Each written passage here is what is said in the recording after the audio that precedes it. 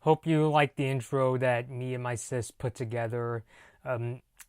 The character with the cat mask was actually supposed to be my sister. We talked about this idea of what if we made it look like her character, dropped the Asus Republic of Gamers Mothership on my head, so really glad. It was also supposed to be kind of a nod to the Angry Video Game Nerd, because if you remember his Atari 5200 episode where he drops the TV on his foot and he grabs it and he was like, ah, bah, bah, bah, bah, bah, bah.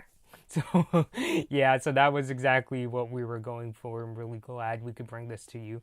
But all jokes aside, the Asus Republic of Gamers Mothership was actually one of the first devices at CES 2019 that really caught my eye, because the Mothership is a gaming laptop replacement tablet. It's really hard to define. Like, on first glance, it looks like a tablet. Everybody's been saying it looks like a beefy, much more powerful version of the Microsoft Surface Pro.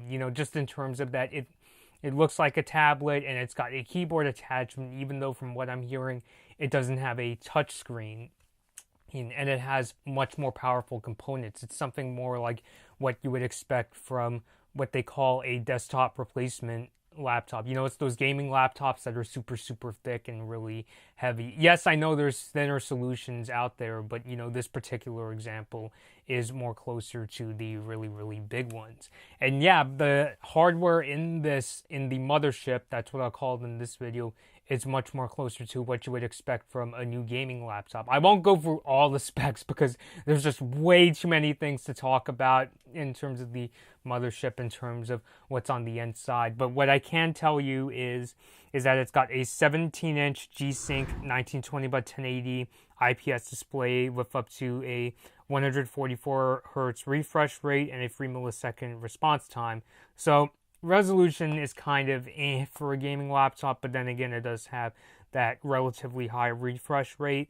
And in processor wise, it's got a 6-core Intel Core i9-8950 HK CPU that runs normally up to 4.3 gigahertz, but overclocked it runs up to 4.8 gigahertz. It's got an NVIDIA GeForce RTX 2080 discrete GPU, the mobile version with 8 gigabytes of GDDR6 memory and up to 64 gigabytes of DDR4 RAM.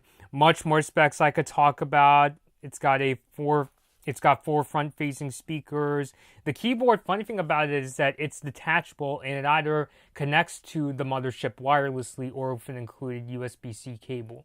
And speaking of USB-C, there's a shit ton of I/O on this thing. I'll have listed in the video. I'm not going to read them all here because I don't want to put you guys to sleep.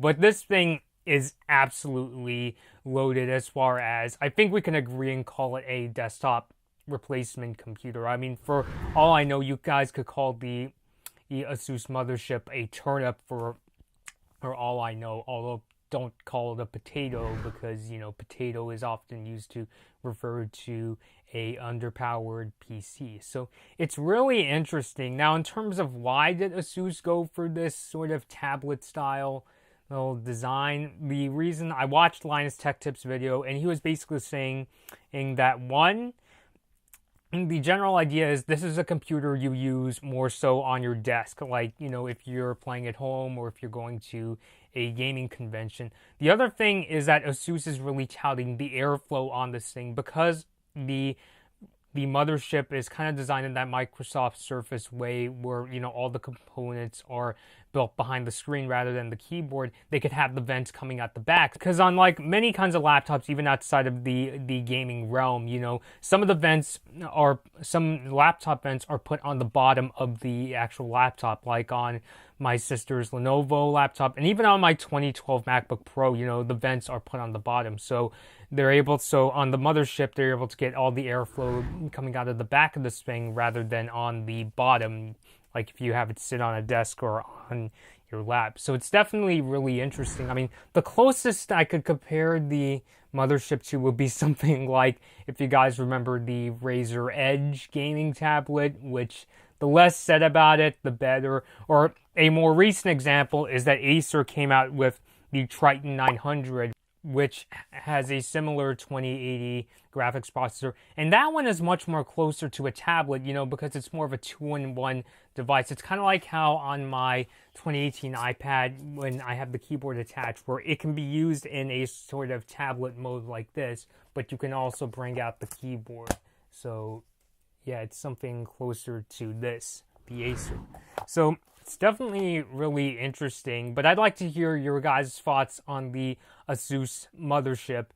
Do you think that it can be something useful? Because it's, technically speaking, a technical marvel. Some may say, well, it's kind of like if you took a gaming laptop and you put the components behind the screen rather than behind the keyboard, because it's still definitely not the most compact thing on the planet. You know, the Republic of Gamers Mothership weighs right around 10 pounds, so we're entering in really heavy desktop replacement laptop territory, but it's still definitely interesting, you know, kind of like what Linus Tech Tips said, in that, you know, especially if you game on a laptop and you game more so on like a desk or something like that. And also the airflow coming out of the back of the mothership is also really helpful too. So please post your thoughts down below on the Asus Mothership. Would you consider picking one up?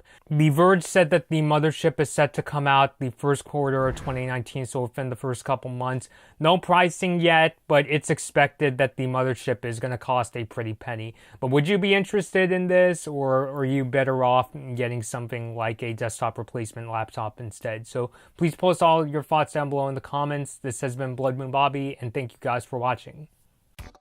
Hey guys, be sure to like this Blood Moon Bobby video if you enjoyed it. Please share this video, subscribe to my channel, and leave a comment.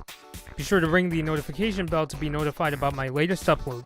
Follow me on my social media pages at Blood Moon Bobby to find out about what I'll be covering next and for more of my opinions. Thanks for watching.